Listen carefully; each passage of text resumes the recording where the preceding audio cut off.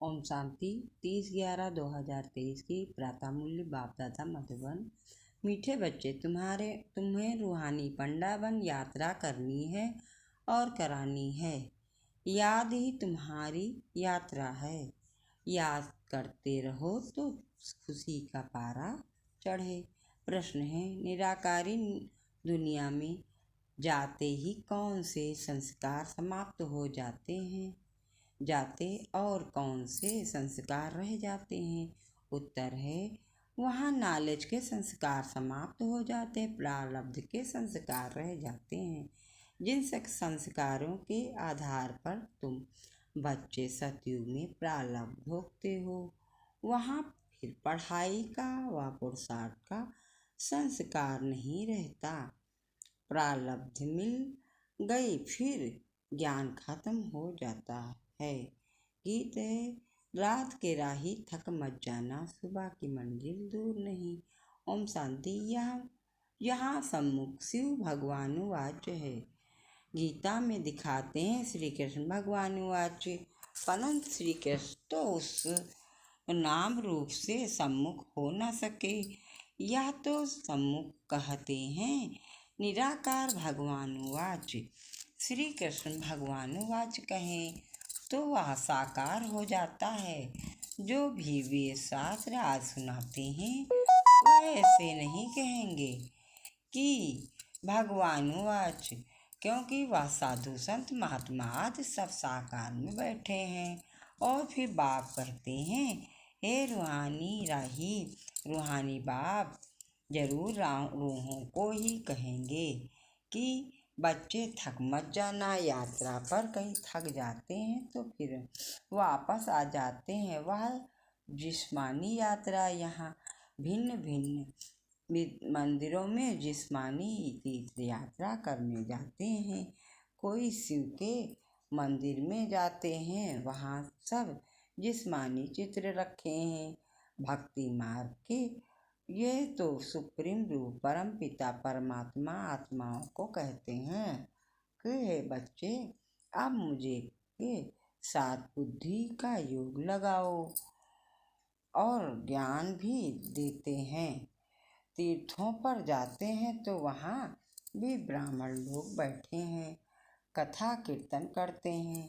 तुम्हारी तो एक ही सत्यनारायण की कथा है। नर से नारायण बनने की तुम जानते हो। पहले स्वीट होम में जाएंगे, फिर विष्णुपुरी में आएंगे।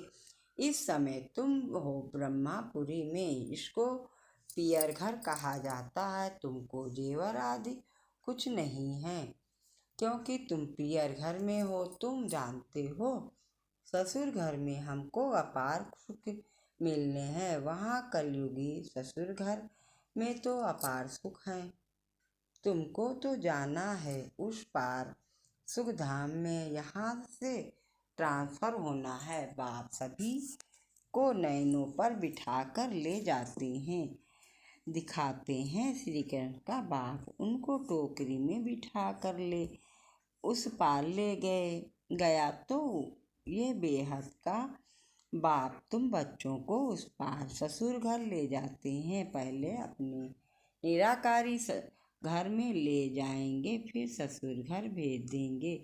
तो वहाँ ये सब पियर घर ससुर घर की बातें भूल जाएंगी। वह है निराकारी पियर घर। वहाँ ये नॉलेज भूल जाती है, नॉलेज के संस्कार निकल जाते हैं, बाकी प्रारब्ध के संस्कार रह जाते हैं। फिर तुम बच्चों को प्रारब्ध ही ध्यान में रहती है। प्रारब्ध अनुसार जाकर सुख के जन्म लेंगे। सुख धाम जाना है। प्रारब्ध मिल गई फिर खत्म। तुम जानते हो प्रारब्ध में हमारी फिर वही एक्ट चलेगी। तुम्हारे संस्कार ही प्रारब्ध के हो जाएंगे। अभी हैं पुरुषार्थ के संस्कार। ऐसे नहीं कि पुरुषार्थ और प्रारब्ध दोनों संस्कार वहाँ रहेंगे नहीं। वहाँ ये ज्ञान नहीं रहता। तो यह तुम्हारी रूहानी यात्रा है, तुम्हारा चीफ पंडा है बाप। यूँ तो तुम भी रूहानी पंडे बन जाते हो, सबको साथ ले जाते हो। वह है जिस्मानी पंडे, तुम हो रूहानी पंडे। वह लोग अमरनाथ पर बड़े धूमधाम से जाते हैं, झुंड के झुंड खास अमरनाथ पर बहुत धूमधाम से जाते हैं। बाबा ने देखा कि कितने साधु संत बाजे गाजे ले जाते हैं, साथ में डॉक्टर आदि भी ले जाते हैं, क्योंकि ठंडी का समय होता है, कई बीमार पड़ जाते हैं। तुम्हारी यात्रा तो बहुत सहज है। बाप कहते हैं मुझे बाप कहते याद में रहना ही तुम्हारी यात्रा है। याद है मुख्य है। बच्चे याद करते रहें तो किसी का पारा चढ़ा रहे, साथ में औरों को भी यात्रा पर ले जाना है। यह यात्रा एक ही बार होती है। वह जिस्मानी यात्राएं तो भक्ति मार्ग से शुरू होती हैं, वह भी कोई शुरुआत में नहीं होती। ऐसे नहीं कि फट से मंदिर चित्र आदि बन जाते हैं, वह तो आहिस्ते आहिस्ते बाद में बनते जाते हैं। पहले पहले शिव का मंदिर बनेगा, वह भी पहले घर में सोमनाथ का मंदिर बनाते हैं, तो फिर कहाँ जाने से की दरकार नहीं रहती। यह मंदिर आदि बाद में बनते हैं, समय लगता है। आहिस्ते आहिस्ते नए साथ, नए चित्र, नए मंदिर आदि बनते रहते हैं। टाइम लगता है, क्योंकि पढ़ाने वाले भी चाहिए ना। मठ आदि जब वृद्धि को पाएंगे फिर विचार होगा। शास्त्र बनाए तो इतने तीर्थ स्थान बने, मंदिर बने, चित्र बने, टाइम लगता है ना। भल कहा जाता है कि भक्ति मार्ग द्वापर से शुरू होता है, परंतु टाइम तो लगता है ना। फिर कलाएं कमती होती जाएंगी। पहले अभिचारी भक्ति फिर व्यभिचारी भक्ति हो जाती है। वे सब बातें अच्छी रीति चित्रों पर सिद्ध कर बताई जाती हैं। समझाने वालों की बुद्धि में यही चलता रहेगा कि ऐसे ऐसे चित्र बनाएं, ये समझाएं, सबकी बुद्धि में चलेगा। नंबरवार है ना, कोई की बुद्धि बिल्कुल चलती नहीं, वह भी फिर पद भी ऐसे पाएंगे, मालूम पड़ जाता है यह क्या बनेंगे। जितना आगे चलेंगे तुम समझते जाएंगे। ये जब लड़ाई याद लगेगी फिर प्रैक्टिकल देख लेंगे, फिर बहुत पछताएंगे। उस समय पढ़ाई तो हो ना सके, लड़ाई के समय त्राही त्राही होती रहेगी, सुन नहीं सकेंगे। पता नहीं क्या हो जाएगा। पार्टीशन हुआ तो क्या हो गया, देखा ना। यह विनाश का समय बहुत कड़ा है। हाँ, बाकी साक्षात्कार आज बहुत होंगे, जिससे जान जाएंगे कि ये कितना पढ़ा है, बहुत पछताएंगे। और फिर साक्षात्कार होंगे। तुमने पढ़ाई छोड़ दी तब यह हाल हुआ। धर्मराज साक्षात्कार कराने सिवाय सजाए कैसे देंगे, सब साक्षात कराएंगे।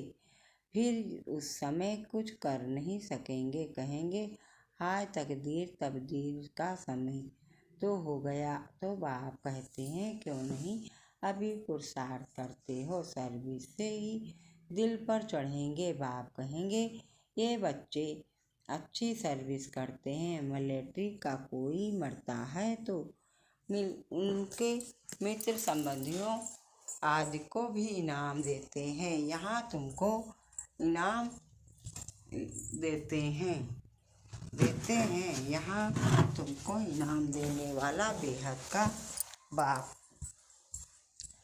बाप से भविष्य 21 जन्मों का इनाम मिलता है। या तो हर एक को अपने दिल पर हाथ रखकर पूछना है कि मैं कितना पढ़ता हूँ। धारणा नहीं होती तो गोया तकदीर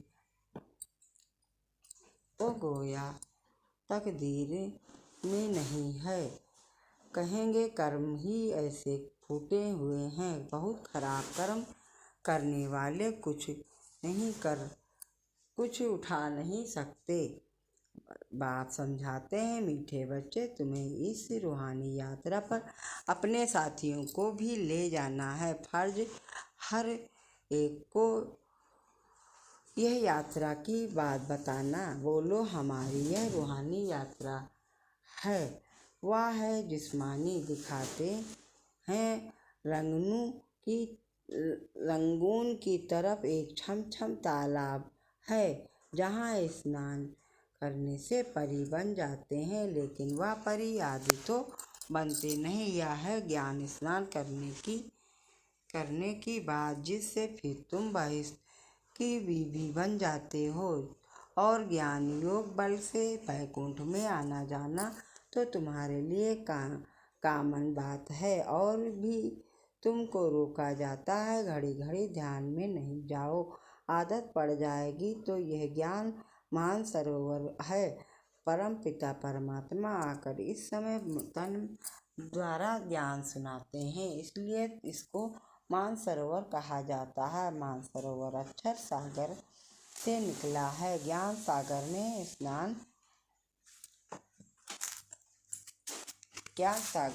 स्नान से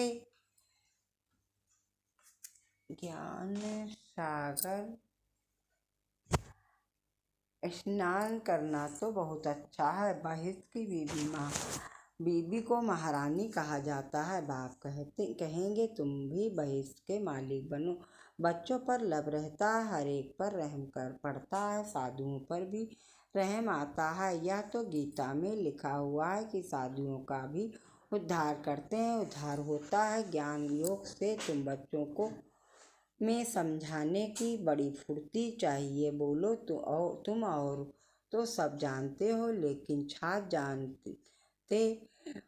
जानते हो, बाकी मक्खन खिलाने वाले को तुम नहीं जानते ही नहीं हो। बाप कितना अच्छी रीति समझाते हैं, पर उसकी बुद्धि में भी बैठे ना। बाप को जानने से मनुष्य हीरे जैसा बनते हैं, ना जानने से मनुष्य कौड़ी मिसल बिल्कुल पतित हैं। बाप को जानने से ही पावन बनते हैं, पतित पावन। दुनिया में कोई पावन हो ना सके तो जो महारथी बच्चे हैं वह अच्छी रीति समझा सकेंगे। कितने ढेर ब्रह्मा कुमार कुमारियां हैं। प्रजापिता ब्रह्मा नाम की भी मशहूर है।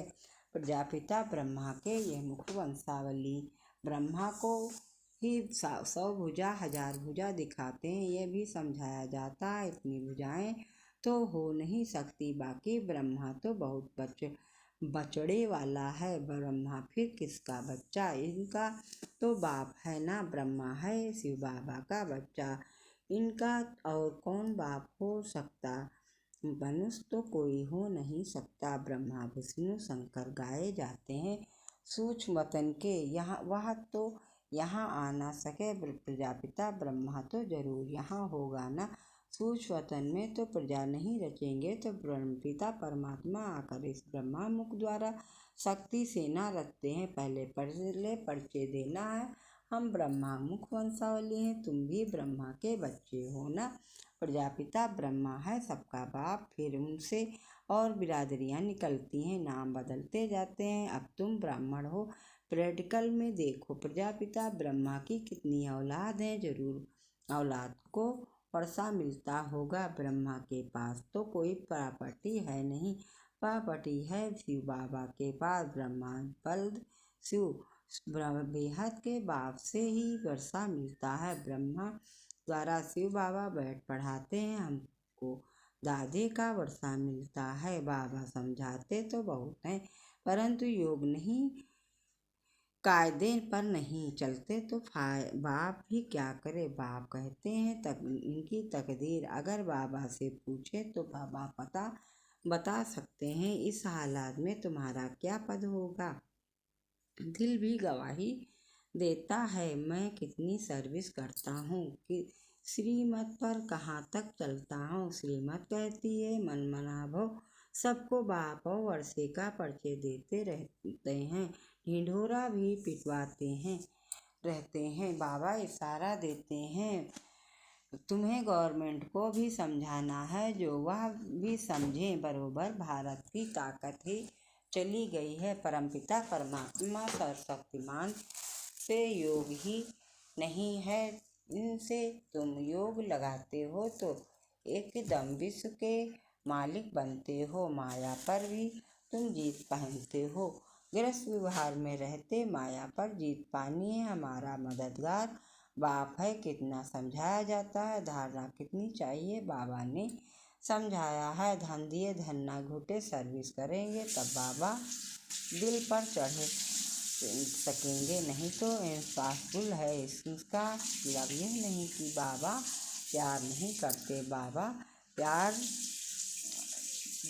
प्यार सरबुल को कहेंगे। मेहनत करनी चाहिए, सबको यात्रा लायक बनाते हैं। मन मनावो ये रूहानी यात्रा, मुझे याद करो तो तुम मेरे पास पहुँच जाएंगे। शिवपुरी में जाएंगे, फिर विष्णुपुरी में चले जाएंगे। ये बातें सिर्फ तुम बच्चे जानते हो और कोई मन मनावों का अर्थ समझते नहीं। पढ़ते तो बहुत हैं, आप महामंत्र देते हैं, मुझे याद करो तो तुम विक्रमाजीत बन जाएंगे। अच्छा मीठे मीठे सिकल्ले बच्चों प्रति माता पिता बाप दादा का याद प्यार और गुड मॉर्निंग। रूहानी बाप की रूहानी बच्चों को नमस्ते। हम सब रूहानी बच्चों की तरफ से रूहानी माता पिता बाप दादा को याद प्यार गुड मॉर्निंग, नमस्ते नमस्ते नमस्ते। धारणा के लिए मुख्य सार है।